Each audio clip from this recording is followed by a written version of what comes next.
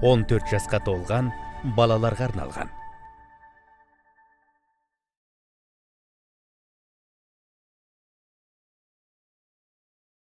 Сәлем достар! Сәлем достар! Біз Люба екеуміз блогер боламыз деп шештік. Не болды? Сәлем достар! Мы с Любовь блогеры быть хотим. Мы с любовью. Что случилось, детка? Мен саған оша сөйле деген жоқпын. Тек жай ғана Люба деп айта салмай, менің жақсы көретін қызым деп күшті қылып айтсайшы. Жарайды. Сәлем достар. Біз, менің жаным Мақсат екеуміз жаңа блогерлеріміз. Мақсат, көрермендерге сәлем жолда. Не болды? Камераны мен ұстауым керек еді. Сәлем достар. Менің есімім Мақсат, ал бұл менің махаббатым Любовь. Біз жаңа блогерлер. Сәлем достар. Біз жаңа блогерлеріміз. Менің есімім Мақсат, ал бұл менің махаббатым Любовь. Сонымен бүгінгі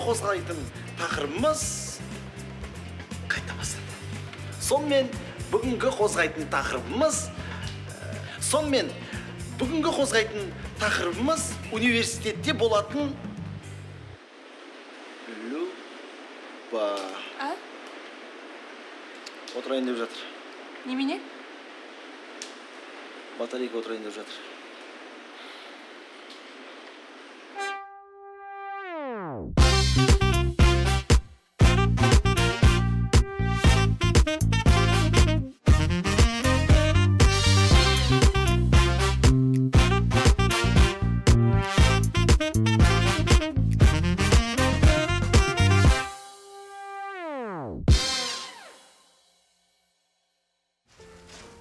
Сен өзің жүрсің ба? Иә. Біреумен келген жерді сен тұрш дейсіз. Иә.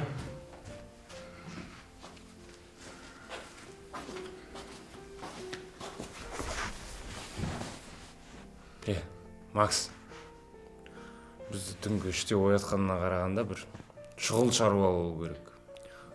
Олай болмаса бар ғой біз. Мені мұқият тыңдаңдар. Біз Люба екеуміз әлеуметтік желіде видеоблог ашпақпыз. Ұялы телефон, цифрлық техниканың көмегімен бейнематериалдар түсіріп, түрлі видео хостингтерге жариялап, тіркелушілердің löпілі пікірлері арқылы танымал блогерлерге айналғымыз келеді. Қалай? Түсіндіңдер ма? Қазақша айтшы. Қазақша айтып отырмын ғой енді. Түк түсінсем бұйырмас. Жеңіс, сен түсіндің ба? Яғни Жеңіс түсініп отыр ғой?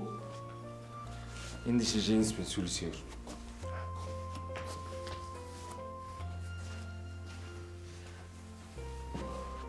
Рамазан, Люба екеуміз тақырыптық бейнематериал түсіреміз.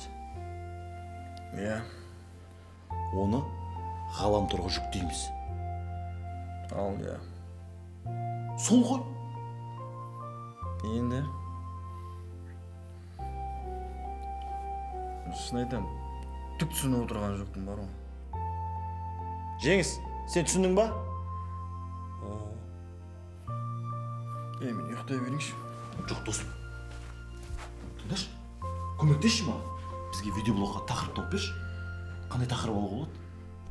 Білмеймін. Сен соңғы кезде қандай мәселе ойландырушы? Ол да білмедім. Мысалға, соңғы кезде не ойладың? Мен ба? Иә. Маған ана жер бетін жаулап жатқан екі қанаты бар сары түсті маймылдар қайдан пайда болды деген ой қатты мазалап отыр. Сары түсті маймылдар? Екі қанаты бар? Оны қайдан көрдің? Жаңа сен оятпас бұрын түсімде көрдім.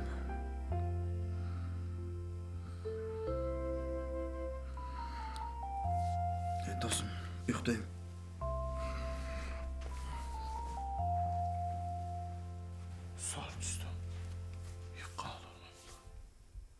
Жеңіс, сен Рамазан айтқан түсіндің ба?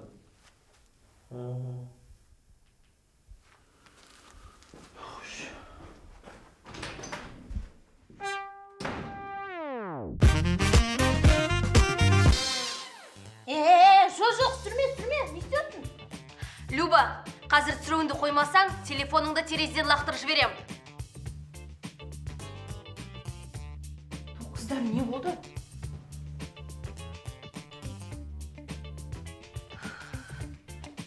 Блогер болсаңдар, өздерің блогер болыңдар. Бізді араластырма. Неге?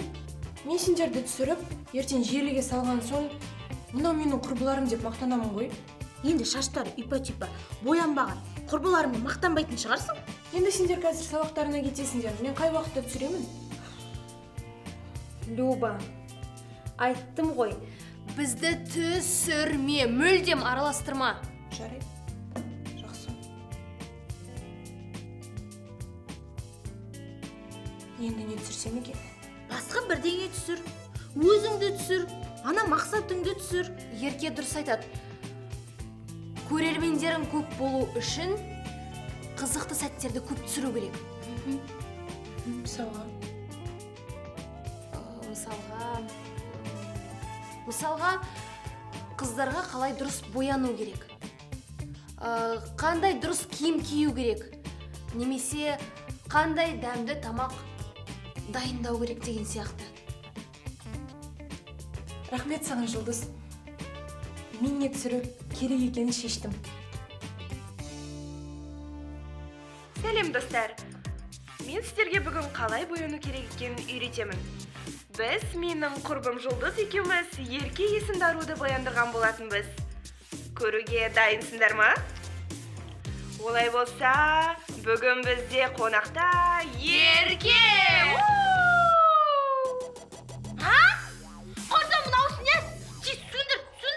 Сәлем достар, менің есімім Люба және сіздер Love Life арнасын тамашалап отырсыздар. Біздің арнамызға жазылып, лайк басуды ұмытпаңыздар. Және біз бүгін менің құрбым Ерке екеуміз өзіміздің сән үлгімізді көрсетеміз. Дайынсыңдар ма? Подиумда Жұлдыз! Люба, қазір мен терезеден тек телефоныңды ғана емес, өзіңді де лақтырып жіберем.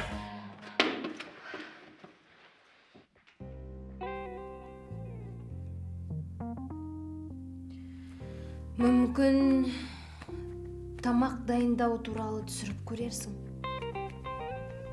Қойыңдаршы, қыздың тамақ жасаған кімге қызық? Білмеймін.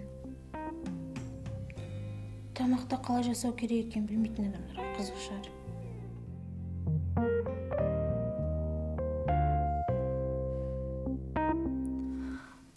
Таптым. Ау, кім дейсің? Жерке, бұл тағамның аты біздің көрермендерге қызық болу үшін көпшілік естімеген тағамдарды дайындау керек. Жерке, америкалық үндістердің ұлттық тағамы екен. Қазір қалай дайындау керектігін оқиын. Жан, мүмкін қарапайым бауырсақ әзірлейміз, а? Жоқ, Мақсат. Бауырсақ пісіру оп-оңай. Ол ешкімге қызық емес. Оп-оңай? Оп-оңай дейсің ба? Біздің жігіттердің ешқайсысы да, ешқашан да, ешқандай да тамақ әзірлеп көрмеген. Олар тамақ әзірлемек түгілі қалай жеу керектігін де білмейді. Сен оларға бар да, шанышқы деген не деш? Саған қарайды да, не ол дейді. Өтірік сылтау айтпаш. Ұяламын десеш? Әңгіме ұялғандай емес. Әлде жігіттерге айтуға қорқасың ба? Қайта көрсейші, қандай тамақ? Міне, Жерке. Жан, мүмкін жігіттерді мазаламай, екеуміз әзірлейміз, а? Жоқ, Мақсат. Ол түк те қызық болмайды. Көз алдына елестетші. 4 қазақ жігіт сонау америкалық үндістердің ұлттық тағамын дайындайды. Қызық қой.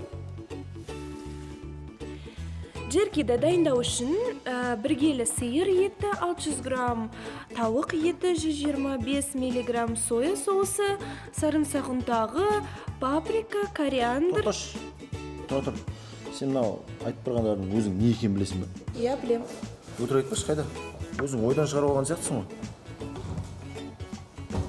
Сәлем, қыздар. Ой, кешір Мақсат, қыздар деппін ғой. Ештеңе етпейді, Жұлдыз. Мен үйреніп қалдым.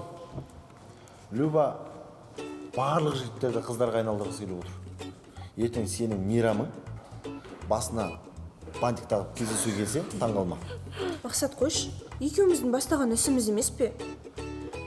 Біздің видеоблогтың көрермендерін көбейту үшін осыны түсірейін деп отырмыз ғой. Жұлдыз, жерки жейсің ба, жерки? Немене? Қорқпа, ол жаман сөз емес. Жерки деген Америкадағы үндістердің ұлттық тағамы. Енді оны дайындау үшін Африка дегендерлерді тауып алайық. Паприка. Иә, біздің Люба білет. Оның арғы аталары америкалықтар ма, үндістер ма? Істемесең қойш.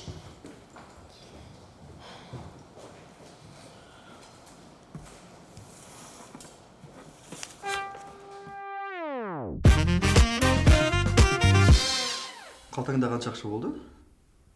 Соңғы 1000 теңгем болған. Ойынды қарап отырдым.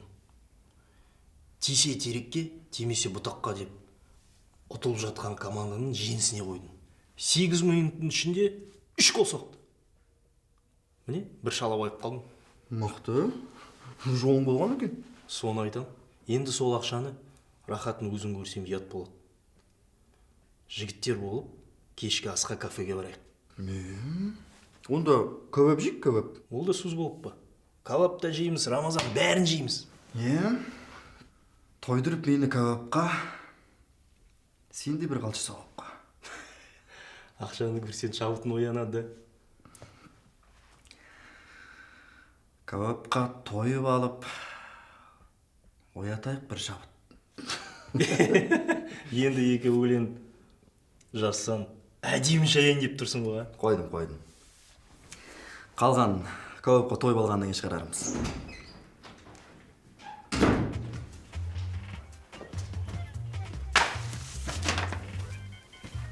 Жерки жеймін, жерки. Досым, аманшылық па? Көңіл күйіңе жоқ бұл. Ой, сол баяғы махаббаттың зардабы ғой. Не болып қол? Ой, ана Люба жерки пісірейік деп. Ол не? Америкадағы үндістердің ұлттық тағамы екен.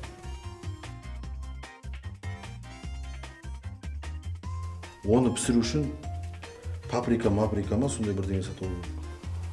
Үстіне тұршы.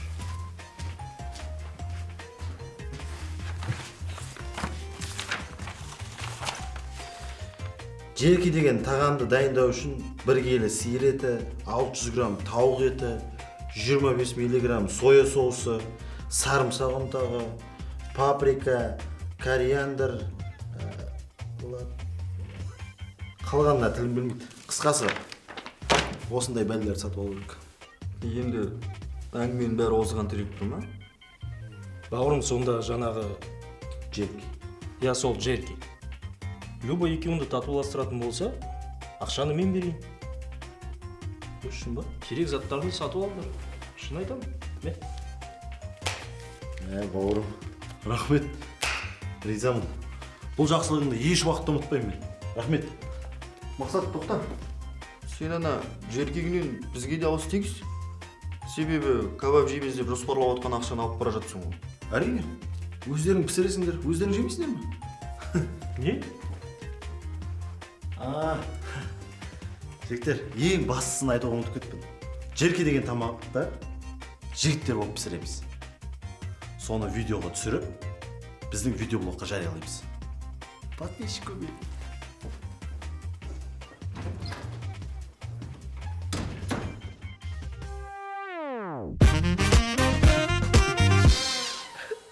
Люба, жыламашы енді.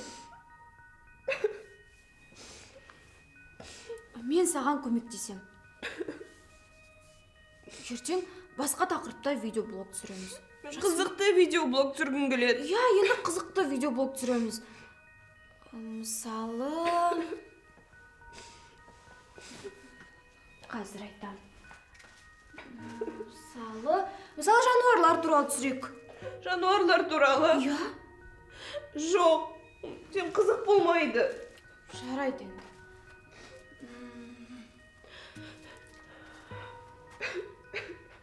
Ендеше өсімдіктер туралы түсірек, а? Жоқ, түсіргім келмейді. Өзің айтшы енді. Қандай тақырыпта видеоблог түсіргің келеді? Мен тамақ пісіретін жігіттер жайлы түсіргім келеді. Тамақ пісіретін жігіттер. Ендеше мен Рамазанға айтайын, е? Оған тамақ пісір деп айтайын. Сосын біз барып түсіріп аламыз, жақсы ма? Рас па? Я. Қандай тамақ?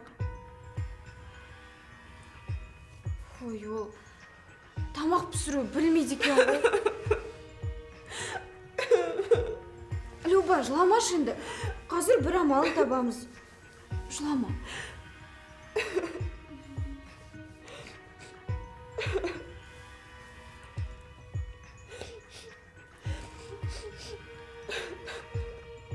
Айтпақшы, Люба, менің аспазшы мамандығында оқитын таныстарым бар.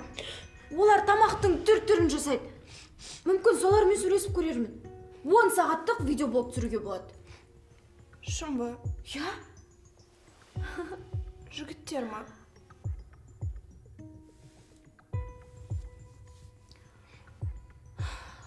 Қыздар.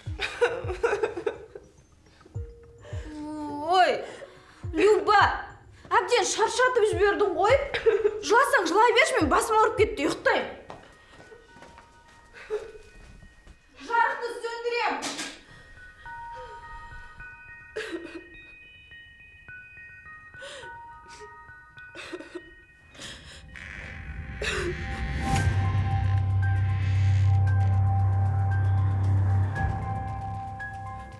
Кім бұл?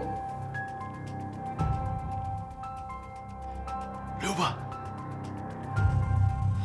Кім бұл? жүр, жерге пісіреміз.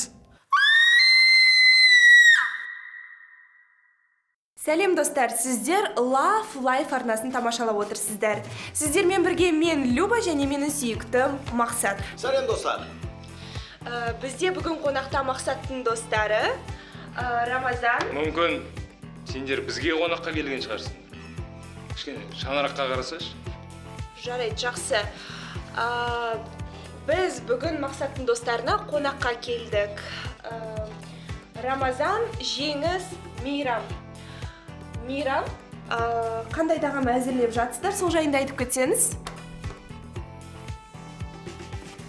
Жақсы, түсінікті. Олай болса, біз сол сұрақты Рамазанға қоямыз. Рамазан, сәлем. Сәлем. Рамазан, біздің құрметті көрермендерімізге қандай тағам әзірлеп жатсыздар, соны айта кетсеңіз? Джеки. Джеки? Джеки. Джерки деңіз. Джерки қандай ұлттың ұлттық тағамы? Үндістандағы америкалық тағам. Мүмкін америкалық үндістердің ұлттық тағамы шығар. Мүмкін. Жақсы, және бізбен бірге аудан Облыстық. Шахмат. облыстық чемпионы Жеңіс мырза. Жеңіс, бұл жайында не айта кетесіз? Сәлем достар. Ал мынау Люба мен Мақсаттың жобасы құтты болсын. Көрермендерің көбейе берсін. Біздер осылай. Ай! Жеңіс, не болды? Ал ойламайсың. Кетші еседің. Кедергі жасамашы. Я достар, менің достарым Мейрам, Рамазан, Жеңіс үшеуі қазір кезде енді жерке тағамын әзірлеп жатыр. Тағам дайын болғаннан кейін біз Любаның құрбыларын шақырып қонақтарын боламыз. Тұра тұр. Сен айтқан жоқсың ба, әзірлеген тамақты бізді жейміз деп. Ондайыңды білгенде ақшаны бермейтін едік. Я достар, жерке тағамы дайын болғаннан кейін сіздермен қайта қауышатын боламыз. Сондықтан да арнамыздан алыстамаңыздар, бізбен бірге болыңыздар.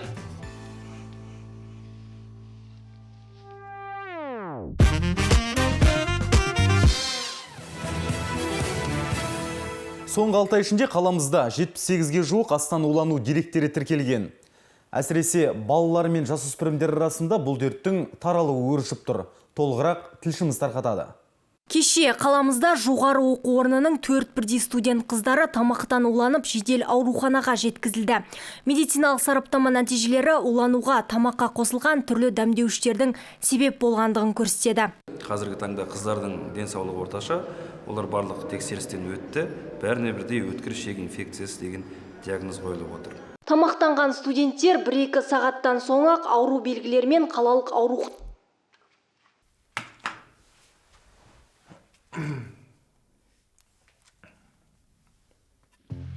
Сәлем достар, бұл пайдалы кеңестер блогы. Сіздермен бірге Мейрам және де әлемдегі ең мықты блогер Мақсат. Мақсат, көрермендерге сәлем жолда. Макс, көрермендер аз емес бізді қарап отырған. 1-2 кеңес айтып жүр. Құрметті достар, сіздерге айтар бір кеңесім. Ешқашанда талмайтын тағамды әзірлемеңіздер.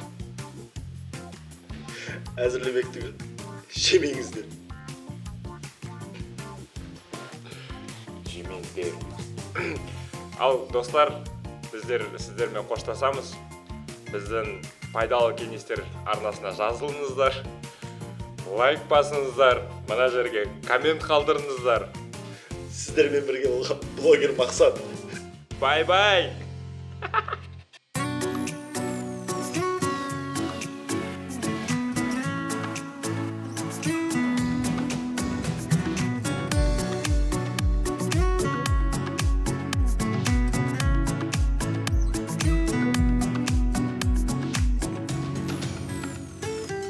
Көргенде өзіңді, оятар сезімді, мөп-мөлдір тұп-тұнық көздерің. Сендегі кескін көшір алмас ешкім, сендей болалар өзге кім. Оларға бар. Олар тамақ әзірлемек түгілі. Шүрге толдырмайдыңыз. Сен оларға бар да. Себебі қалап жейміз деп отқан ақша. Жарайды, жақсы. Біз Мейрам